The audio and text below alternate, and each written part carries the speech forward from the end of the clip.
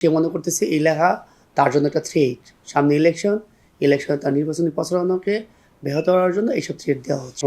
সম্মানিত প্রার্থী আব্দুল্লাহ আল হুসাইন, উনি আম জনতার দলের একজন ক্যান্ডিডেট। সে আমাদের এখানে আসছে একটা জিডি করার জন্য। জিডি সাইবার রিলেটেড একটা জিডি করবেন। সেটা হলো তাকে সে মনে করতেছে বিভিন্ন আইডি থেকে, ফেসবুক এর বিভিন্ন আইডি থেকে তাকে বিভিন্ন রকম থ্রেট দিচ্ছে। যেসব কথাগুলো লেখা হচ্ছে, সে মনে করতেছে এই লেখা তার জন্য একটা থ্রেট। সামনে ইলেকশনে তার নির্বাচনী প্রচারণাকে ব্যাহত করার জন্য এইসব থ্রেট দেওয়া হচ্ছে। তো আমরা এই বিষয়ে একটা জিডি নিয়ে নিচ্ছি, যেহেতু এটা একটা থ্রেট। তো আমরা একটা জিডি নিয়ে নিব। জিডি করার পরে আমরা এই জিডিটা আমরা সাইবার রিলেটেড, যেহেতু ডিবি সাইবার, সিটি সাইবারকে আমরা এটা প্রসিড করব।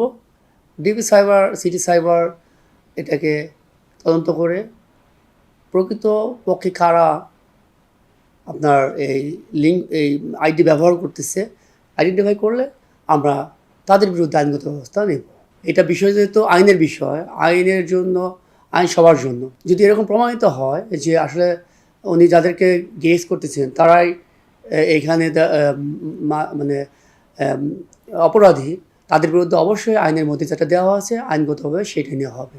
না, উনি যেটা গেস করতেছে ওনাদের বিভিন্ন আইডি থেকে নিচ্ছে, বিভিন্ন আইডি থেকে উনি বলতেছে এইসব আইডি থেকে তাকে এই লিঙ্কগুলো দেওয়া হচ্ছে এবং এইগুলো তাকে এই কথাগুলো বলা হচ্ছে, যেগুলোকে সে থ্রেট মনে করতেছে না। সে বলতেছেন আমরা লিঙ্কগুলো নিয়ে জিডি নিব, লিঙ্ক, এবং সে যেভাবে জিডি করতে চায় আমরা জিডি নিয়ে নেব, আমাদের কোনো সমস্যা নেই। পরবর্তীতে তদন্ত যেটা আসে সেটা সেইভাবে প্রতিবেদন দেওয়া হবে বিজ্ঞ আদালতে।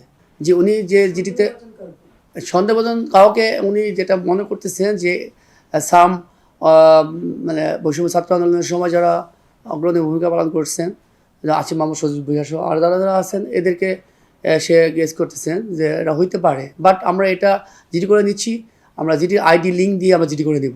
আচ্ছা, উনি জিডি করবেন, জিডি করার জন্য আসছেন, উনি জিডি করেননি, কাকে কাকে দিবেন সেটা এখনও জানা যায়নি। তো উনি ওনার যেসব আইডি থেকে এইসব থ্রেডগুলো পাচ্ছেন সেসব আইডি দিয়ে আমাদের উল্লেখ করবেন, তখন আমরা বলতে পারবো আসলে জিডিতে উনি কার কার নাম দেবেন। এখনও আমরা জিডি সে কমপ্লিট করতে পারেন না। উনি জিডি করবেন, জিডি করার পরে আমরা বলতে পারবো আসলে কার কার নাম দিচ্ছেন সেটা। এবং তদন্ত পরে আপনার investigation DB cyber, city cyber তারা এই ফেসবুক আইডি আইডেন্টিফাই করলে, যদি তারা হয় আর যেই হোক, যেই করবে তার বিরুদ্ধে আমরা আইনগত ব্যবস্থা